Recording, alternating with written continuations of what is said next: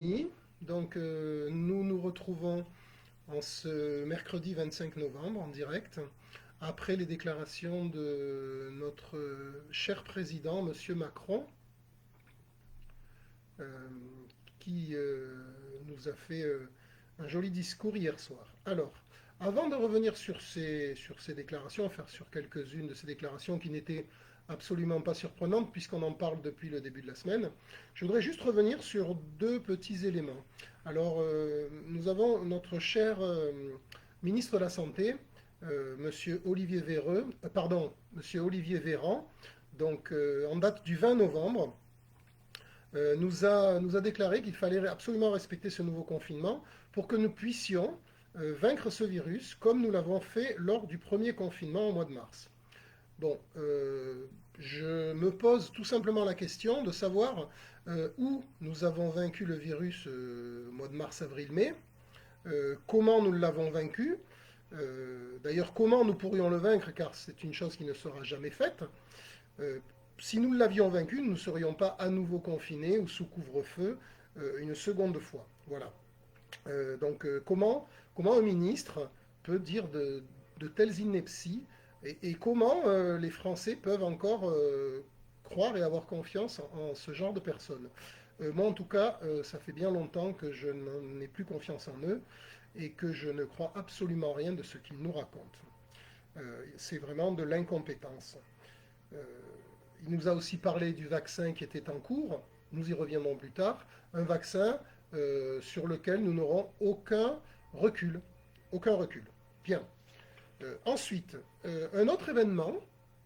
Alors bien sûr, vous pouvez me dire, me donner vos impressions, me dire ce que vous en pensez, donc sur la chaîne YouTube, dont je vous mettrai le lien tout à l'heure, ainsi que sur le groupe Facebook de Sauvons la France, nos valeurs, nos coutumes.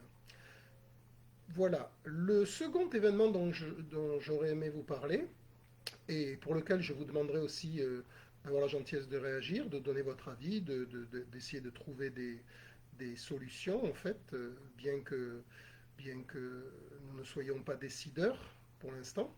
Le second événement, c'est ce qui s'est passé lundi soir, lundi 23 novembre, donc, à la place de la Libération à Paris. Donc, l'intervention des forces de l'ordre sur les quelques 500 migrants qui s'étaient installés place de la République à Paris.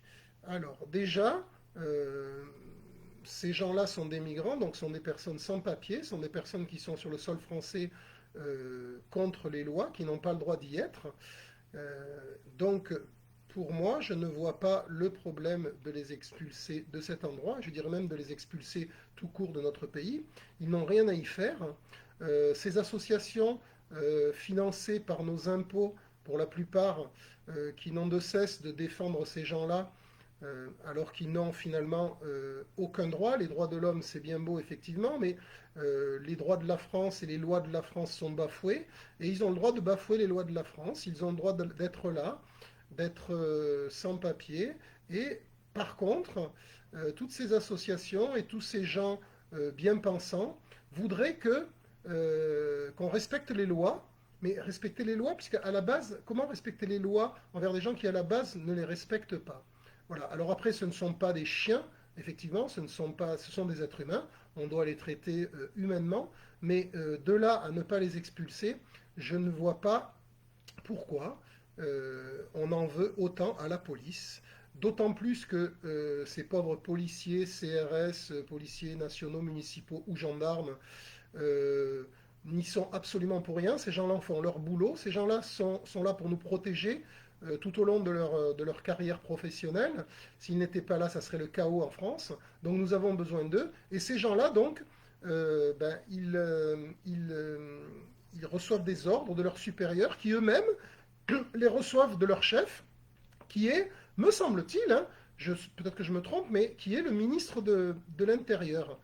Et donc ce ministre de l'Intérieur, M. Darmanin d'ailleurs, s'offusque de ces pratiques policières, alors que c'est lui qui donne les ordres d'expulser ces gens de la place de la République. Alors on voit bien effectivement que tout fout le camp, ils ne savent plus quoi faire pour faire le buzz, mais ils ne savent absolument pas quoi faire pour régler les problèmes, alors que cela me paraît très simple. Donc à ce sujet-là aussi, je vous suggère de réagir, donc de mettre des commentaires ou bien de vous connecter sur la chaîne ou sur le groupe Sauvons la France.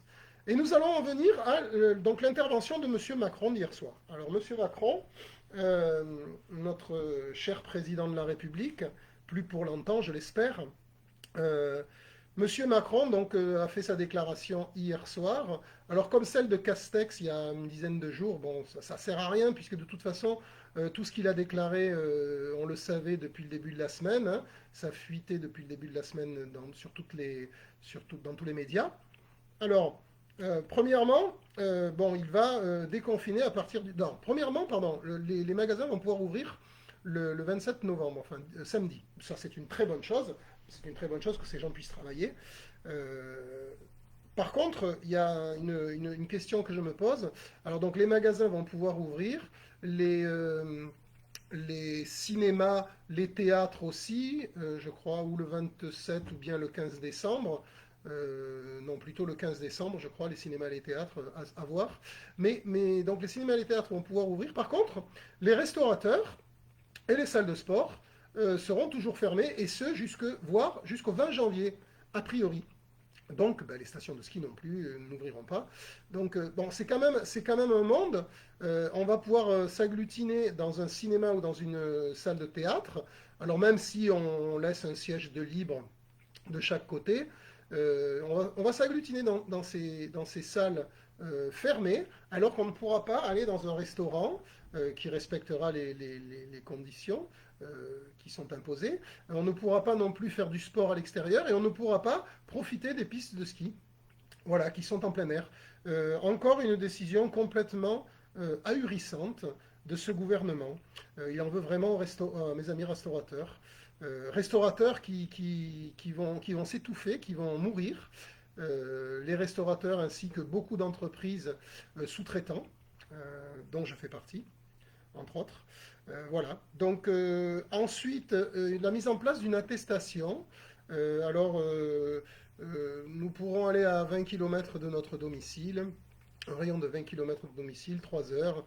Bon, comment voulez-vous que les forces de l'ordre puissent contrôler ce genre de choses? C'est absolument impossible à contrôler. Impossible. Déjà, à 1 km et 1 heure, c'était pas possible, et 20 km et 3 heures, c'est encore pire. Donc voilà, encore des décisions qui me semblent un petit peu surprenantes, en tous les cas impossibles à respecter. Et de toute façon, ce n'est pas un confinement, ce n'est pas un couvre-feu, chacun fait ce qu'il veut. Voilà. Donc, à mon avis,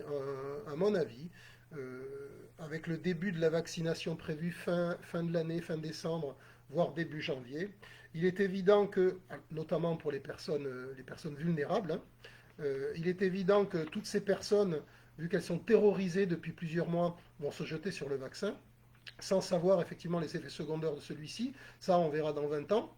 Donc, toutes ces personnes vulnérables vont se jeter dessus.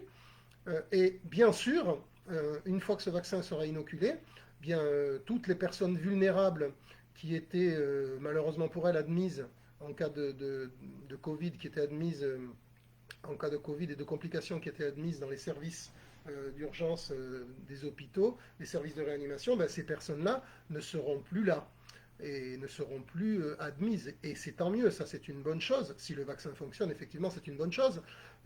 Et donc là, M. Macron et son gouvernement, ben, ils seront sauvés. Ils seront sauvés parce que leur seul objectif dans tout ça, ces confinements, ces couvre-feux, ces fermetures de commerces, de restaurants, de bars, de nous supprimer nos plaisirs, nos loisirs, nos rencontres. Leur seul objectif dans tout ça, c'est de minimiser le nombre de cas graves parce que ils ne sont pas capables, c'est toujours pareil, ils ne sont pas capables, ils n'ont pas été capables d'augmenter la capacité d'accueil en réanimation dans les hôpitaux en France. Voilà, c'est leur seul objectif. Donc, le vaccin inoculé aux personnes sensibles va bien sûr faire baisser le nombre de cas graves, et c'est très bien.